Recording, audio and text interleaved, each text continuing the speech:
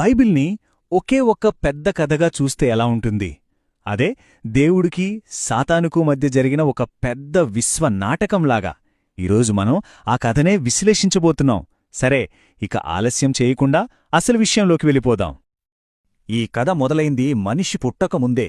పరలోకంలో లూసిఫర్ అనే ఒక గొప్ప దేవదూత దేవుడిపై తిరుగుబాటు చేశాడు. దాని ఫలితమో అతడు సాతానుగా మారి భూమి మీదకి విసిరేయబడ్డాడు. అప్పటినుంచి భూమి ఈ విశ్వనాటకానికి ఒక యుద్ధరంగంగా మారిపోయింది.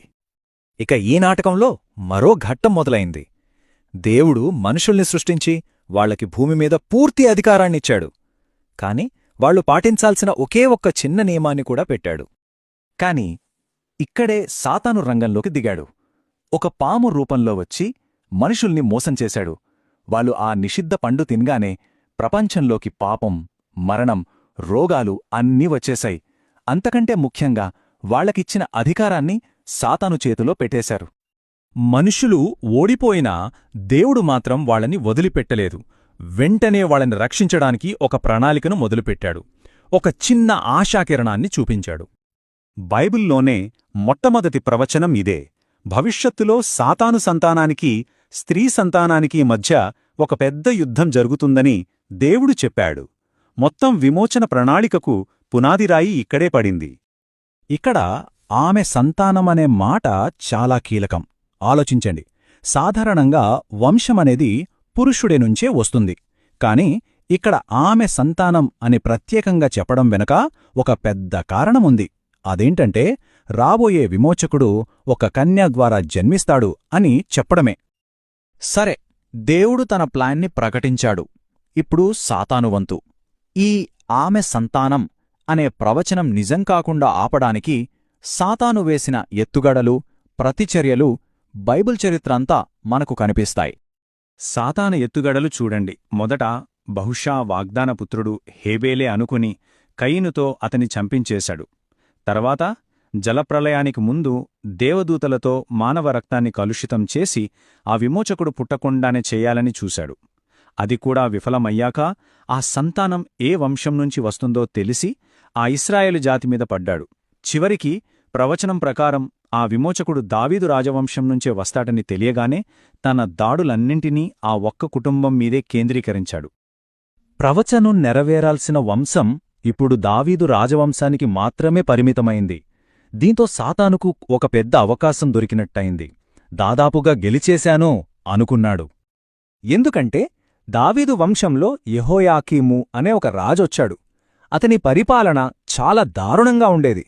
విగ్రహపూజలు, పిల్లల్ని బలివ్వడాలు, ఇలాంటి భయంకరమైన పాపాల వల్ల అతని వారసుల మీద దేవుడి ఉగ్రత దిగివచ్చింది. దేవుడు యిర్మీయా ప్రవక్త ద్వారా ఒక శాపాన్ని ప్రకటించాడు. ఏంటంటే అతని వారసుల్లో ఇంకెవ్వరూ దావీదు సింహాసనం మీద కూర్చోలేరు ఎప్పటికీ. అంతే, ఇక ఆ రాజవంశానికి దారి మూసుకుపోయింది.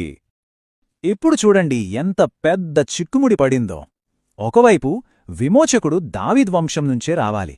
మరోవైపు దేవుడే ఆ రాజవంశాన్ని శపించాడు. స్వయంగా దేవుడి మాటే దేవుడి ప్రవచనానికి అడ్డుగా నిలబడింది. మరి ఈ సమస్యకు పరిష్కారమేంటి? అసాధ్యమనిపించిన ఈ సమస్యను దేవుడు ఎవరూ ఊహించని ఒక అద్భుతమైన మార్గంలో పరిష్కరించాడు. ఇప్పుడా రహస్యమేంటో చూద్దామా? ఈ పరిష్కారమంతా యేసు యొక్క 2 వంశావళుల్లో దాగి ఉంది. జాగ్రత్తగా గమనించండి. యేసుకు చట్టపరంగా తండ్రైన యోసేపు దావీదు కొడుకు సొలొమోను వంశంవాడు. సింహాసనంపై హక్కు ఈ వంశానికే ఉంది. కాని ఆ శాపం కూడా ఈ వంశం మీదే ఉంది. మరోవైపు యేసు తల్లి మరియా దావీదు మరో కొడుకైన నాతాను వంశానికి చెందింది. ఈ వంశానికి సింహాసనంపై హక్కులేదు, కాని శాపం కూడా లేదు. అంటే యేసు యోసేపు ద్వారా సింహాసనంపై చట్టపరమైన హక్కును పొందాడు. అదే సమయంలో మరియ ద్వారా శాపం లేని అసలైన రాజరక్తాన్ని పొందాడు. ఎంత అద్భుతంగా ఉంది గదా! అందుకే కన్యజననమనేది చాలా ముఖ్యం. మరియ యేసుకు శరీరాన్నిచ్చింది. శాస్త్రీయంగా చూస్తే తల్లి రక్తం బొడ్డుతాడు ద్వారా బిడ్డలోకి వెళ్లదు. కాబట్టి ఈ బోధన ప్రకారం యేసు రక్తం మరియ నుంచి కాకుండా నేరుగా పరిశుద్ధాత్మనుంచే వచ్చింది. దీనివల్ల ఆయన పాపరహితుడిగా పుట్టాడు. ఇలా ఒకే దెబ్బకు పాపం, రాజశాపం రెండింటినీ అధిగమించడం జరిగింది. ఇక యేసు జననం, జీవితం, మరణం ఇవన్నీ ఈ విశ్వచతురంగంలో ఆఖరి ఎత్తులు. సాతానుకు పెట్టిన ఫైనల్ చెక్మేట్.